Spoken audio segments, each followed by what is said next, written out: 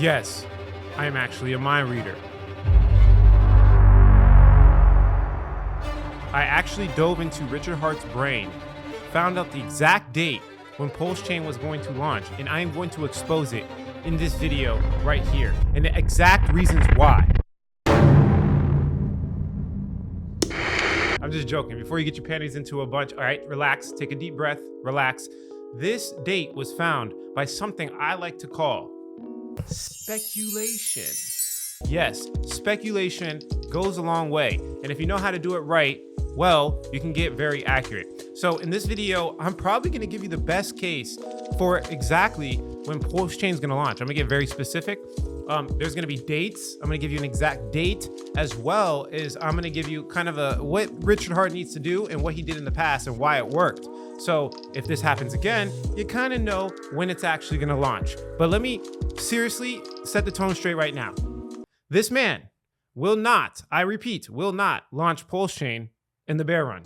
And he has made it very clear that he thinks he called the top. So that means that he thinks we're in a bear run. So it's not going to be anytime soon, unfortunately, but hey, I got some potential dates for you. And just to be clear with everybody watching this video, I did invest in HEX very early, very, like 2 or 3 weeks after the snapshot. I invested in HEX. I made ridiculous sums of money. And just like Richard Hart, learning from the man, I sold HEX at the exact top. So I'm a boss. And I do this. I'm just joking. But seriously, this research I've done in cryptocurrency for the past 6 years allowed me to get to where I am, okay? And if we just kind of look at how HEX won in the past, I'm pretty sure he's gonna try to duplicate the exact same roadmap for PulseChain. There's no way he's gonna launch a product in the bear run if he believes there's a bear run. So again, I'm a mind reader. I dissected his brain. I looked into exactly what he's thinking, and I'm gonna come out of it with something tangible. And Richard Hart, if you're watching this video, let's do an interview together. I love what you do. You are a genius and way smarter than me. Way smarter than me. I have to say that because, you know, he just destroys everybody in every interview, and I'm setting myself up for success. So yes, you are way smarter than me. You got more money. You got more watches, for sure. For sure, you got more watches. That's a fact. And of course, you have like more, Louis V bags than me. So yeah, you could destroy me on interview. Let's talk. Let's kind of dissect what I'm saying here in the video, and maybe we can come to some real tangible solutions. I don't know. But let's jump into the actual research. So this is basically the main topic of discussion here. And I have a specific date. I think September, October of 2023 is going to be roughly around the time he actually launches PulseChain. Now, I'm going to give the reasons, the specific reasons, by first looking at HEX. Now, before we dive into why HEX was successful, I need to break down exactly how the incentive model works and why it works in people's brain. Why is HEX so profitable, but also why is HEX so controversial? So if we come over here, you can see that there's a couple of things I'm comparing it to. Number one, I'm comparing it to a complete total scam, which again, just to be clear, I don't think HEX is a scam, and I made a lot of money off of HEX. And I'm going to compare it to something that's considered not a scam. All right. So if we look at Ethereum, right, and people sell Ethereum, what do they receive? They receive cash. Also, they can sell it at any time they want. And that's very important. Okay. Now, if we look at HEX and people sell, essentially they're penalized unless they wait for their lockup period to end, right? So in this case, they get penalized if they sell too early, right? Now let's look at BitConnect. You literally cannot sell, okay? And the Ponzi's usually go under. If you have an incentive model or a lockup period where you cannot sell, it's likely to be very volatile. When there is a point where, people have to sell, they usually do very, very fast. Now, the pros and the cons, okay? HEX, the reason why it was so good is because it was very sticky, okay? He really incentivized people a lot to stay on the platform through this penalty system, and he also paid people money when other people were penalized. So if somebody ends the stake too early, right, and this is clear, he distributes rewards to everybody else. So he's even claimed in multiple videos that the thing he did right was his platform was very sticky. So this is a massive pro for HEX, right? A lot of positive reinforcement, making very cult-like following, right? You guys all know the Hexicans, and maybe if some of you are watching this video, very cult-like, passionate following, because all of them made money and they want to spread it, right? They want to spread the good word of HEX, okay? They want to spread the good word of the Hexicans, all right? So this is a real thing. Now, if you look at some of the biggest cryptocurrencies in the game, Well, pretty much the ones that survive the bear runs all have cult-like followings. Cardano, right? Look in 2016, 2017. Even after the bubble popped, it's still a top 10 coin. Most of the top 10 coins are not the top 10 coins, in today's day and age in 2021, 2022. A lot of them fell off. And it's very specific and clear that if you can develop a cult-like following, you survive long term. So again, Cardano, right? Think about it. XRP, right? And I believe Shiba Inu in the future is going to develop a cult-like following because a lot of people made money, right? Things like this last a long time. And then you can also go to the original cult-like following, which is the Bitcoin maxis. You guys know the deal. But the point is, he did this very right. Now, there's some cons. And we could think about the same coins again, but there's some cons to doing some things like this, which is number one, it's very controversial. A lot of people call him a scammer. A lot of people have done some very mean things, and I don't know if any of it's true, to be honest, but it's the way it works, right? Richard Hart has a lot of controversy, and people basically call Hex a scam, right, at this point. Now, it's the same thing with Cardano. If you guys haven't noticed, the Ethereum community has attacked Cardano for not dropping a real product over and over again. Same thing with XRP. I mean, think about it, right? These cult-like followings, they cause a lot of polarization. There's like a polarization element to it, and people just really hate it. And it's the same thing, you guys know the deal with rappers, right? They always say that hate makes them popular. The more that people talk, right, the more awareness, again, it's not like all publicity is good publicity. There are times where bad publicity can destroy you, but if you can balance that act really well, right, between hate and love,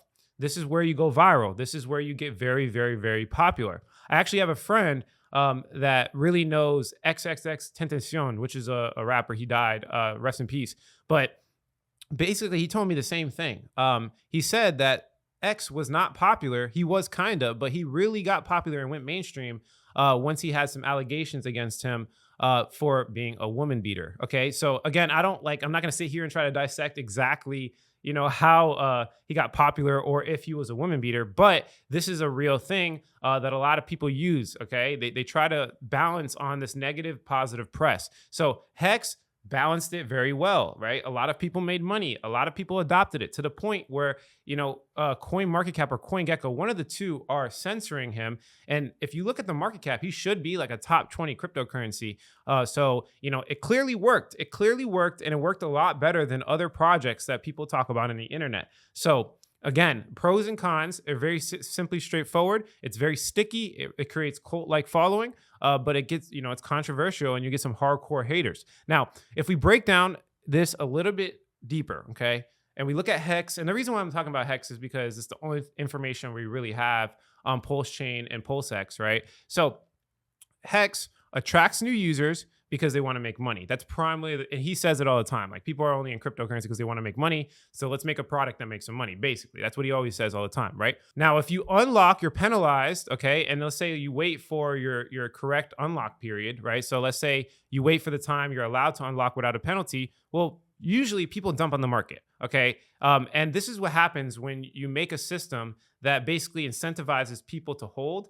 So when they're disincentivized, they essentially will usually dump on the market. And this is why you see Hex down like what? I don't even know the percentage. It's down like 60 or 70%, whatever the case is, because there's a lot of unlocks from the people that were in early on, and they are dumping Hex on the market. Okay, so you see these big volatile upswings, big volatile downswings. Now, it's nothing different from Ethereum. Well, there is something different. There's a foundational piece that's different, and I'm sure he can agree with me.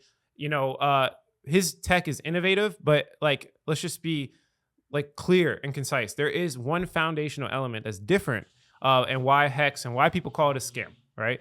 So if we look at BitConnect, right, and BitConnect was a complete and total scam. Clearly, they had a lot of issues, and recently I think there was like a $2.4 billion fine or something like that. I don't know what it was, but clearly BitConnect was a scam, right?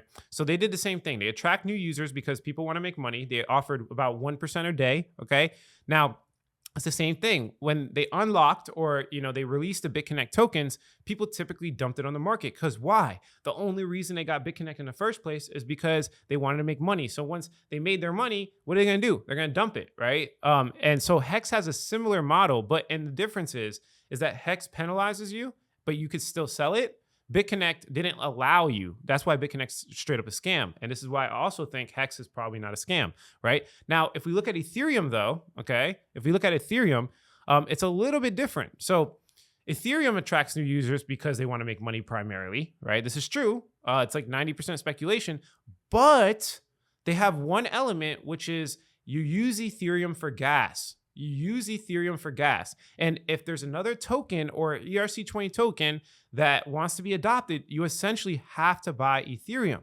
right? So this is a utility perspective. So during the bear run, people are still buying Ethereum, and they didn't just only buy it. It's not what's real. It's what people perceive, right? So I know Richard Hart, his argument will likely be, hey, but yeah, Ethereum speculation. This is true. But people perceive in their brain that they're buying Ethereum for other reasons. HEX, the only reason they are likely buying HEX is because of one, Richard Hart is a great leader, and two, they think they're going to make money. With Ethereum, they buy it because I don't even think they think Vitalik Buterin is a good leader, to be honest, but they buy it because of the perceived utility. They think that Ethereum is going to be adopted because it's a smart contract platform and will ultimately do well. That's why people adopt Ethereum, okay? So again, even if there was no utility, it's the perceived utility, okay? So this is why people can buy and sell Ethereum freely, and unlocks don't necessarily have that much of an effect on price. In HEX, the unlocks will have a massive effect because once you stop making money, you want to sell. In Ethereum, they're just going to hold it anyways and wait long term. So the incentive model is just a little bit different. It doesn't make it a scam. It just makes it a little bit different. And HEX's vulnerabilities is that when you have these unlock periods, it's going to be harder to keep people on the platform. So it's very sticky for a short period of time. But when all unlocks happen, it's very not sticky. Okay, it's very not sticky. Okay, so if we go over to the products, you guys know there's PulseChain, there's PulseX, and then there's HEX. And we don't really know any information except for the sacrifice period that he has. We have no idea. We have the testnet live, so he's kind of showing that the product will work. So I know Richard is probably looking at everything that happened on HEX, and he's probably gonna make what I'm talking about here. He's probably gonna make something utility, or the perception of utility, so that people don't just sell in HEX. And I think to a certain extent, this is very smart. And actually, BitConnect actually tried to do that. They tried to launch like a decentralized exchange, but it was too late. It was too late. So I think he will pull it off because he's a genius. And everything he does turns into gold clearly. So I do think it's going to work, but he really needs to do this. Like, he needs to make it multi-chain, which he did. I sacrificed, by the way, guys, I sacrificed on Polygon. So clearly, yeah, he's taking what I'm saying, and not because I said it, but because he realized it, right? And being a person that's made a product before, yes, Richard, like I'm not as rich as you, but I don't just make YouTube's not my business. Okay. I make money, teaching people how to invest. I have a whole system. I've made so much money doing other things. Right. So I understand how business works. And this is why I can speculate this deep, and why I think I know when he's going to launch HEX. So if we come over here, I'm going to give you a case, okay, to why the biggest reason. Now there's other reasons, but the biggest reason HEX got adopted is very simple. It's so simple that you guys will probably agree with me, to be honest. So if we go over Uniswap, right, you could see that there was a time when Uniswap first got a lot of TVL. This was around September, August of 2020. And then it kind of really went parabolic. Now, this is important because when HEX launched, all of its liquidity was on Uniswap, right? So if we come over here, we had the HEX snapshot, but we had the Uniswap launch around here. Then we had the HEX snapshot. Now, a little bit later, we had the Bitcoin halving, and then we had this massive parabolic run for Bitcoin, as well as, if you look at Ethereum, all of Ethereum. And I think the biggest reason, again, the biggest reason why HEX got adopted is very simple: the DeFi boom. The DeFi boom was the biggest reason. Now, there was a whole bunch of smaller reasons, like his specific platform and specifically how it works. Yes, I agree. That keeps users there. But just like every great project, they capture trends. And you can see this throughout time. So let me show you what I'm talking about. This is basically what they do. Every great project does this, and so does he, right? So they wait for a new hot trend, and they typically wait for the bull run as well. They wait for the bull run. They wait for a new hot trend. They pay for a lot of PR and marketing and some great, marketing strategy. And then they try to keep as many users as possible. When the users come over to the platform, they try to keep it. Let me show you this works. So if we look at the DeFi boom, there's a lot of projects that did well, including Hex. But if we look at how Solana did it, Solana, and what we're looking at here is we're looking at Sol versus ETH. So the beautiful part about this chart is that you could see when Sol started separating itself from Ethereum. So if Sol and ETH both went up at the same time, then you could say that Solana was just following the altcoin and Ethereum market, right? It was just following it because it's a good product. But there's certain times where ETH will like trade sideways or go down, and Sol will start to beat it, right? So these events are isolated to Solana. And I do this in my research with a lot of coins because it really shows me, if they're good at what they do. Can they separate from the cryptocurrency market? Can they do this? So this chart right here just shows if it goes up, that means Solana is doing better than ETH. If it goes down, that means ETH is doing better than Solana. And this one event here, right? This was primarily catalyzed. I looked back into the history. I've done other videos on this, but I looked back into the history, and this was primarily altcoin season. It wasn't really Solana that really moved itself, but there was a big launch, and this launch had cosigns from FTX Exchange and some of the biggest names in the game, and they were spending millions of dollars on NFTs. And this was Degenerative Apes, right? Once they launched Degenerative Apes, they essentially captured this NFT trend right here, the NFT boom that everybody talks about, right? And that catalyzed Ethereum around the exact same time. If you look at the Degenerative Apes launch, August 16, 2021, and you come back over here, you could see at the exact date, August 9th, Solana did exponentially well compared to Ethereum. So what did they do? Again, bring it back over here. They waited for a new hot trend. They paid for a lot of PR and marketing and this great marketing scheme, and they kept the users on Solana. That's what they tried to do, right? So I do believe to a certain extent, I do believe that this is the greatest part that Richard Hart did. He captured the DeFi trend very well. So let me show you. Again, if we come over here, December 6, 2020, look at this time period. This is when Uniswap really started taking off. And what we're looking at here is TVL, right? So if we look at DeFi, same thing, DeFi boom. We're looking at September, October, November, August, July, August, around that time period in 2020. This is when DeFi first started taking off. And actually, I was calling DeFi around that time too. And I was happy about DeFi, and I was making money off DeFi. Pretty much all the coins were doing very well, right? Now, if we look at, again, Hex search term on YouTube, this is YouTube search. We see around that time period, July, right? You literally see, you can't see it really good there, but you can see it really good here. Look, right? July, August, October, and then look, boom. We see the search traffic for DeFi, and this is actually DeFi, excuse me. And then we go to Hex, right? May, right? So same thing, right? Hex really got a lot of adoption, and it started, really taking off around this time period, right? Now, if you pull it back over to Hex's price, right, and this is where it kind of shows really everything, and I come back over here, you can see, again, the price really started increasing in 2020. So it was almost like the price first increased, and then, the search traffic came later, because you could see that this is like around 2021, right? So DeFi, right? DeFi was 2020. It really started taking off. Then he's like, oh, snap, let's capture this trend, right? And then Hex came after, right? So you can see retail came after, okay? So just to be clear, so that people understand, it was almost like the price was captured first, right? The first big boom in Hex right here was 4/11/2021. So you can see, right? April, right? Now let's look at Uniswap, right? Look, you see? So you can see that Uniswap first took off, and then Hex captured the trend. Hex captured the trend, right? DeFi, let's bring it over here, right? Again, you see the same thing, January, February, right? So it's not actually in 2020. It was actually in 2021 after DeFi, like the second DeFi boom. It was like the first one caught his attention, and then the second one really took off, and then Hex followed, right? Again, bring it back over here. You can see it, right? You can see the first boom, 3/4/2020, right? And then it kept going with 2021, right? So in general, it was like this, it's not perfect, right? Nothing's perfect. This is all speculation. But if I look at like every other project, it was very simple.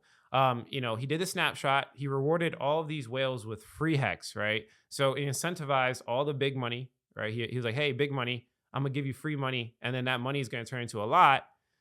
Then he's like, all right, well, I'm gonna get the real liquidity from the DeFi boom, right? Really need a DeFi boom. And even if he like planned to do this, I know he sees it now. I know now he's like, okay, the DeFi boom really helped Hex. That was really the part that made things happen. So what do you think he's gonna do in the future? What he's gonna do in the future is he's gonna time it another big trend, right?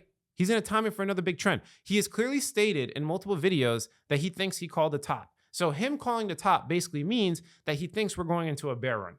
He knows it. Like, I know you guys know this. He said it multiple times. And also I've heard it even in his recent interview that he thinks specifically that we are going to contract about 80% because he believes that every single time we've contracted, he said, you look at the history of Bitcoin, it always goes down roughly 80%. So if he believes these things, likely he believes in a halving cycle. Okay. If he believes in a halving cycle, well, I think he does because as you can see, he actually did a snapshot 168 days before the halving event. So the next halving event is March 4th, 2024. And this can change, just to be clear, but it's not really about the date, right?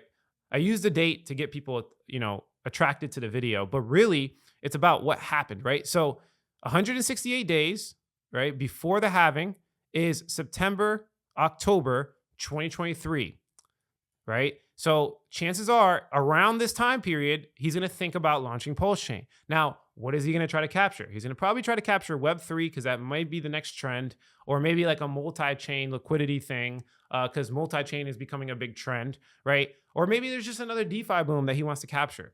The dates are irrelevant, but just understand how I'm thinking. He wants to launch PulseChain in the bear run, right? He wants to launch it by capturing a new trend.